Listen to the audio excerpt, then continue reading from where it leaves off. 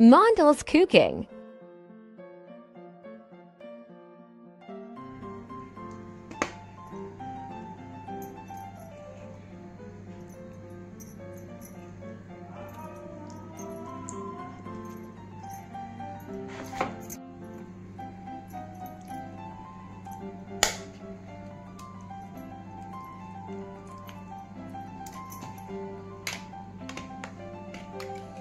আসসালামু আলাইকুম, কেমন আছেন সবাই? আবারও এসেছি আপনাদের সঙ্গে আরও একটা রেসিপি নিয়ে। তো দেখুন বাইরে কত বৃষ্টি হচ্ছে, একদম ঝমঝম করে। তো এই বৃষ্টির দিনে সবথেকে বেশি ভালো লাগবে কি আপনারা জানেন তো, খিচুড়ি। তো আজকে আমি খিচুড়ি বানাবো। তো খিচুড়ি বানাবো, আজকের খিচুড়িটা হবে কিমা খিচুড়ি। তো চলুন তাহলে খিচুড়িটা বানাতে থাকি, আপনারা প্রথম থেকে শেষ পর্যন্ত ভিডিওটা দেখবেন। কিমা খিচুড়িটা বানানোর জন্য আমি যেসব উপকরণগুলো নিয়েছি, খুবই সামান্য উপকরণ, একদম বাড়িতে থাকা উপকরণ দিয়েই কিন্তু আমি খিচুড়িটা বানাবো। এখানে নিয়েছি গোবিন্দভোগ চাল, মুসুরির ডাল, মুগের ডাল, আর নিয়েছি কাবুলি ছোলা। তো এগুলো সব আমি 100 করে নিয়েছি। আর এটা নিয়েছি গোবিন্দভোগ চালটা নিয়েছি 500 গ্রাম। আর যেহেতু কিমা খিচুড়ি হবে তাই নিয়েছি মাংস। তো আমি এখানে গরুর মাংস নিয়েছি, এরকম ছোট টুকরো করে কেটে নিয়েছি যেহেতু একটু কিমা করব। আর নিয়েছি কিছুটা স্বাদটা আরও বাড়ানোর জন্য নিয়েছি কিছুটা চর্বি। তো আমি গরুর মাংস দিয়ে করছি, আপনারা চাইলে কিন্তু যে কোনো মাংস দিয়ে কিন্তু একই প্রসেসেই এই কিমা খিচুড়িটা তৈরি করবেন। তো প্রথমেই আমি যেটা করব, এই ছোলাটা আমি একটু ভিজিয়ে দেব। যেহেতু আমি হঠাৎ করে খিচুড়িটা তৈরি করছি তাই ছোলাটা আগে থেকে ভেজানো হয়নি।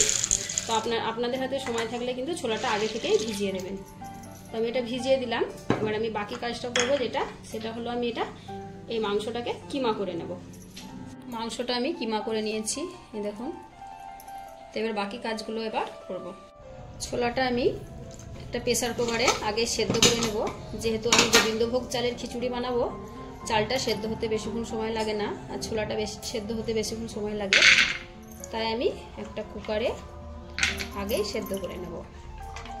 তাই জন্য আমি কুকারে দিয়ে দিলাম ছোলাগুলো, আর দিয়ে দেব পানি। তারপর সেদ্ধ করে নেব। এই কাজগুলো করতে করতে আমি চালটা ভালোভাবে ধুয়ে একটু ভিজিয়ে দেব। ছোলাটা সেদ্ধ করা হয়ে গেছে। এবার আমি একটা কড়াই বসিয়ে দিলাম। এবার যে মুগের ডালটা আমি নিয়েছিলাম সেটা শুকনো তাওয়ায় একটু ভেজে নেব। তার জন্য কড়াইয়ে দিয়ে দিলাম, তবে একটু ভেজে নেব। একটা সুন্দর গন্ধ ওঠা পর্যন্ত আমি ভেজে নেব। মুগের ডালটা ভেজে নেওয়া হয়ে গেছে, দেখুন কালারটা চেঞ্জ হয়ে গেছে। এবার আমি কড়াইটা নামিয়ে নেব। আর যেটা করব সেটা হলো, একটা খিচুড়িটা যে হাঁড়িটা রান্না করব সেই হাঁড়িটা আমি বসিয়ে দিলাম। এবার দেব পরিমাণ মতো তেল। আমি সরষের তেলে খিচুড়িটা রান্না করব, তাই পরিমাণ মতো তেল দিয়ে দিলাম।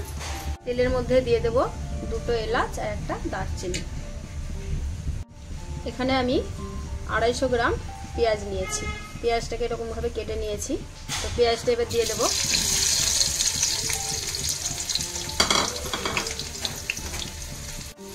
তারপর এটাকে ভেজে একদম লালচে বাদামি করে একটা বেরেস্তা তৈরি করে নেব। পেঁয়াজটা আমার ভেজে নেওয়া হয়ে গেছে। এরকমভাবে পেঁয়াজটা ভাজতে হবে একদম লালচে বাদামি করে। এবার আমি কিমা করে রাখা মাংসটা দিয়ে দেব। তারপর একে একে আমি বাকি মশলাগুলো দেবো। স্বাদ মতো লবণ, 2 চামচা আমি আদা রসুন বাটা দেবো।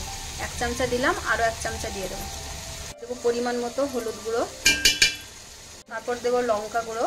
এটা ঝাল হিসাবে দেবেন, যেমন ঝাল পছন্দ করবেন সেরকম হিসাবে কিন্তু এটা দেবেন।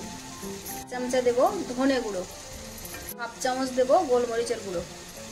দেবো একটু পানি,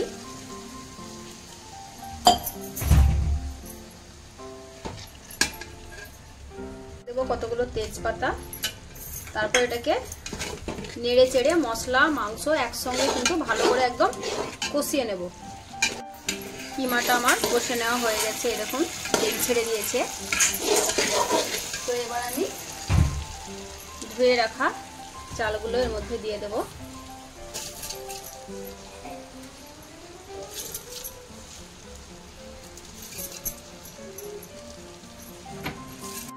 এবার দেব মুগ মুসুর ডাল, আমি ধুয়ে নিয়েছি এগুলো। এবার দেব সেদ্ধ করা ছোলাগুলো। সবগুলোকে একসঙ্গে একটু নেড়ে চেড়ে কষিয়ে নেব।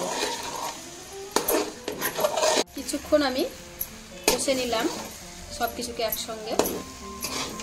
এবার আমি পানি দিয়ে দেব। পানিটা আমি আগে ফুটিয়ে নিয়েছি, এবার পানিটা আমি পরিমাণ মতো দিয়ে দিলাম।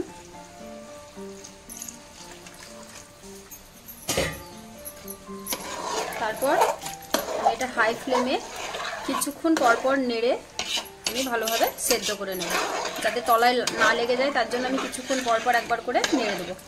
কিছুক্ষণ রান্না করার পর দেখুন আমি কিন্তু এখনো লবণটা দেইনি, কিমাতে যা লবণ দিয়েছি তাই। এবার আমি লবণ দিয়ে দেবো, স্বাদ মতো লবণ দিয়ে দিলাম, লাগলে পরে আবার দেওয়া যাবে। আরো একটু জল আমি দিয়ে দেব, যেহেতু এখনো সেদ্ধ হয়নি ভালো করে। এতটাই দিলাম, আবারও কিছুক্ষণ আমি রান্না করে নেব। সবকিছু ভালোভাবে সেদ্ধ হয়ে গেছে দেখুন। আর আমার খিচুড়িটাও রান্না একদম পুরোপুরি কমপ্লিট।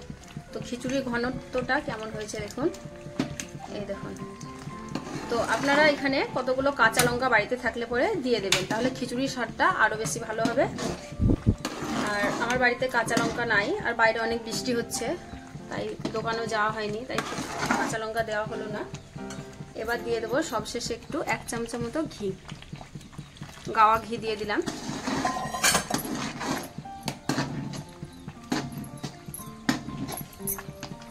এবার আমি ওভেনটা বন্ধ করে নামিয়ে নেব।